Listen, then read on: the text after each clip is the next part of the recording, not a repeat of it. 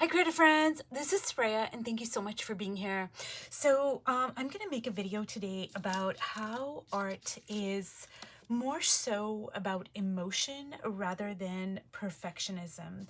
And I don't want to trigger anybody. I know that this can be a little bit controversial maybe. Not everyone is going to agree with this, so take what you will and leave the rest. I made another video about Michelangelo, and it kind of, got a little bit of, just different perspectives, which I really appreciated.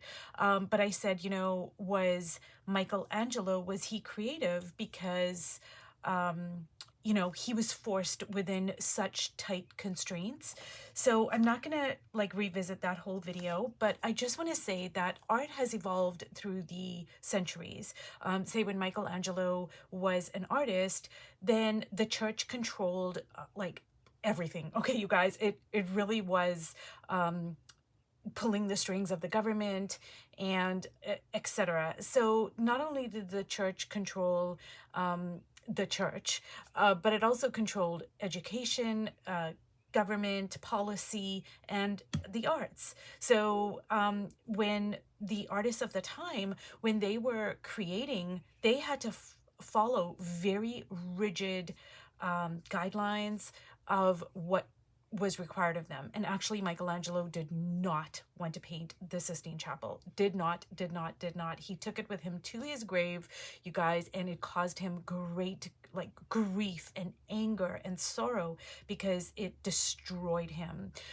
It destroyed his eyesight, it destroyed his body, and he was just absolutely livid. Tried to get out of it until the Pope stepped in and basically ordered him to do so via the emperor. So the Pope actually went through the emperor at the time and made Michelangelo paint the Sistine Chapel.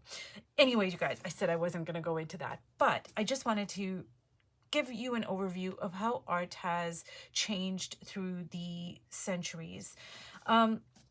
So basically what prompted this video is that I was looking through some of my older journals from say 3, 4, 5 years ago, and I've been so fortunate to see some amazing, beautiful art. And I was reading a couple of pages where I had gone to see Van Gogh, and it was Starry Night. Oh my God, you guys. Oh, I can't even explain. And I was reading through my journal entry and I started crying because I may not remember every detail of the painting, but I remember the emotion. I remember being able to touch Van Gogh's spirit, to communicate with him, to commune with him, for just a brief moment in time, just connect with the spirit of Van Gogh through his art. And I think that it's really important to always bear in mind that technique is great. It is absolutely something we should practice. We should make it a part of our creativity, etc., etc. We should always learn as much as we can and continue learning. It's never going to be like, oh, I've taken this class and I've learned this and now I know everything. No, it's a continual process. And the more you learn, the more you know, hey, you know what, I really don't know anything. And on we go. So of course, there's meaning and value in all of that. But technique is not what connects us in art. So I'm going to give you a few points about why, emotion is the overriding factor when it comes to art. Like I said, not everybody is going to agree with me, and that's okay. There's space over here for disagreement, for other perspectives, etc. I'm just going to give you, my perspective. So I have these sketchbooks actually. I purchased them at a museum. It says over here, Paris. So maybe I bought it, maybe at, I think, not the Louvre, but oh my goodness, I can't even remember the name now. It's where Van Gogh's work is. It'll come to me in a second. And this over here is not a Van Gogh. This is a, I think this is Seurat. Am I? I don't know who this is actually. And this is, of course, a Van Gogh.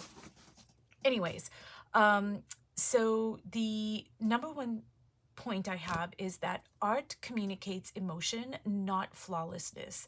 Because perfect technique can impress, but emotion is what people feel. It's what we remember. It's what moves us.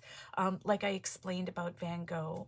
Number two, humans connect to authenticity, not polish. We are wired to respond to what feels real, and imperfections convey honesty, and they reveal the artist to us, the artist's soul, the artist, maybe the way they're thinking, maybe just what they're going through at that time.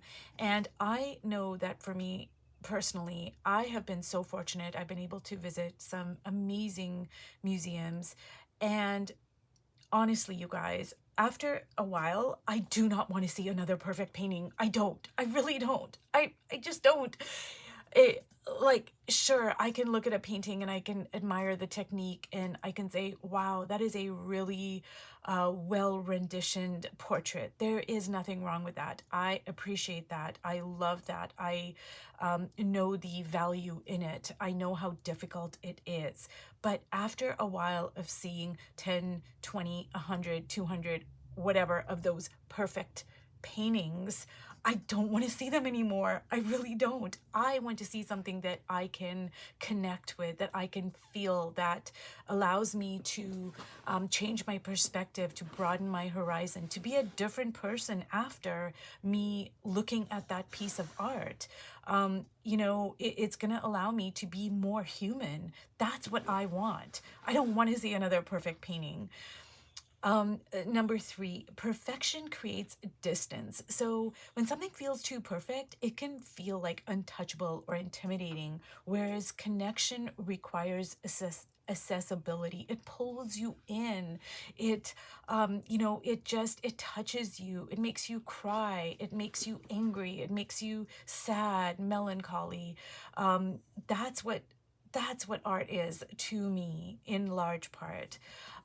Number four, flaws make art relatable because people see themselves in imperfections because it mirrors the human experience. Like, none of us are perfect. We're all on this journey, and we're gonna, go this way and that. We're gonna make mistakes. We're gonna go through the ups and downs of life. And I don't want to see a very polished piece of art. I just don't. Now, number five, perfection is subjective, but connection is universal.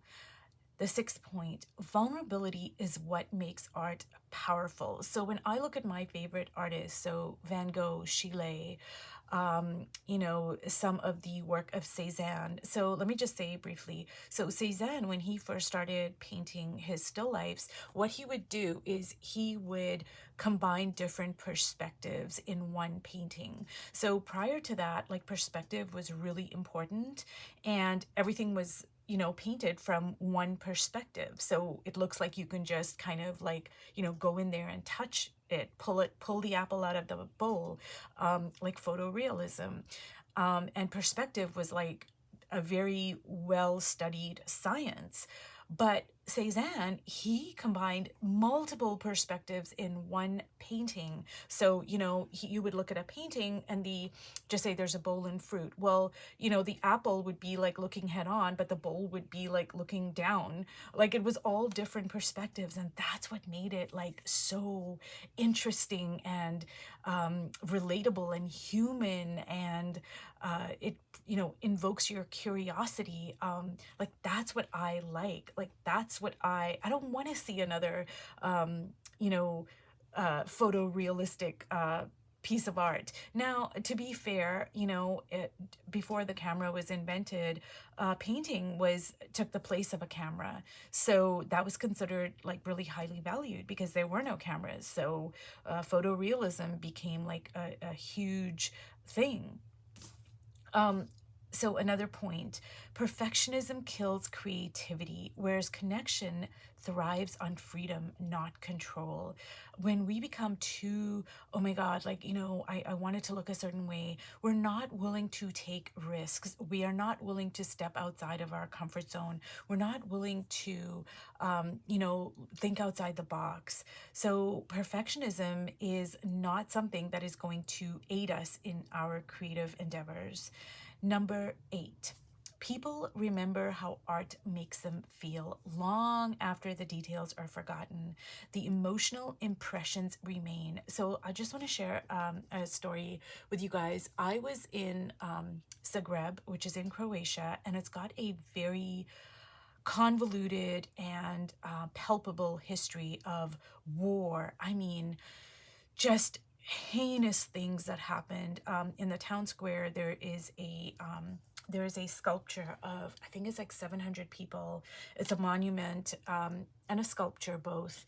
And these people during World War II, the Nazis came and rounded up all these people and took them to the forest and executed them. You can feel that. Like you can, it's a difficult thing to explain. And so like we lived in Italy for some years, and then we would go and travel, to other places in Europe. Croatia is a very, very different place than Italy, even though it's quite close. It's really, you can drive from point A to point B. They are different worlds, completely different historical backgrounds, just a whole different thing. And Croatia has a feeling that you can just, like, it's there. You can touch it, you can smell it, you can breathe it, and it's not in the past. It's right there. And when I went to the museum in Zagreb, which is the capital city, I don't remember the artist now. I couldn't tell you, oh, I saw this artist and I saw this painting, and I might not even remember the details. But most of the art there actually was very much so about war, about, what had happened with the Nazis. And, Nazi Germany had taken over everywhere in Europe pretty much. And in Zagreb, the history is so palpably present that it just showed up in the art. And I don't remember the particular details of the paintings and the sculptures, but I remember the feeling. I remember the sense of fear, loss, even hope sometimes. I remember that feeling. It really moved me. It affected me. It touched me. It changed me. It revealed things to me that I didn't know. It gave me a window into a world and a history and a time that I had no idea about. And I connected with it on a very, very deep human level. And to me, that's what powerful art is about. So I hope that this has just given you food for thought, a different perspective. And, my hope for me is that by me remembering these things, when I go to my art journal or when I do a YouTube video on, whatever it is I'm doing, I always keep in mind that, hey, it's not about the flawless technique. It's not about the perfection. It's not about the, oh, I want to show how much I know. I want to show how good I am. That's never, never, never the objective of an artist or a teacher or a human, really. The objective is to connect. It's to connect to other humans, to reveal our flaws. Say, hey, I don't know what I'm doing. I really don't. And I'm going to try to figure it out. I'm going to learn all I can. Like I said at the start of this video, it's not about diminishing technique or knowledge or always learning. No, I'm a lifelong learner. And that's, I love learning. But it's also to not put that as the utmost value. Anyways, you guys, I don't want to babble on too much. I hope that this video has been inspiring and informative, and I will see you in my next video. Bye.